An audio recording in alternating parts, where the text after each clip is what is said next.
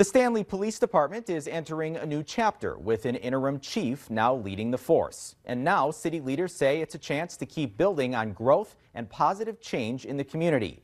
Kiona Rivera visited with the chief to learn about the progress they've made.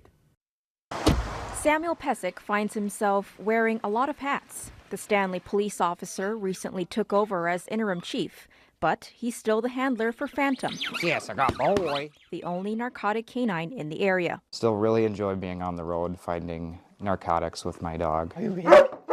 He takes over after former Chief Kevin Litton resigned a couple months ago, taking a similar position in Kansas to be closer to family. This is Highway 8 going out of Stanley. Mayor Marlon Ranum says Pesik comes with high praise from Litton, who recommended him to the position. He's a really good example of a good officer. The Minneapolis native has worked in law enforcement in the Peace Garden state for the last 7 years. Yes, I got boy.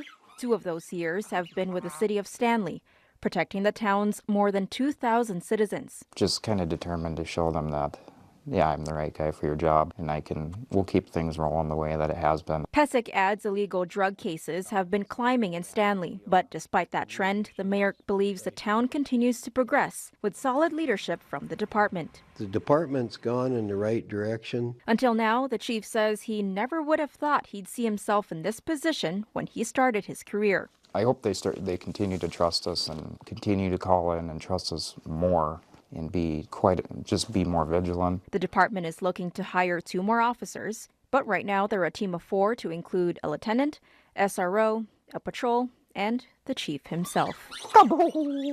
In Stanley, I'm Kiona Rivera, reporting for your news leader. Now, Pesik has applied for the permanent position, and the mayor says there isn't currently a deadline as to when applications will close.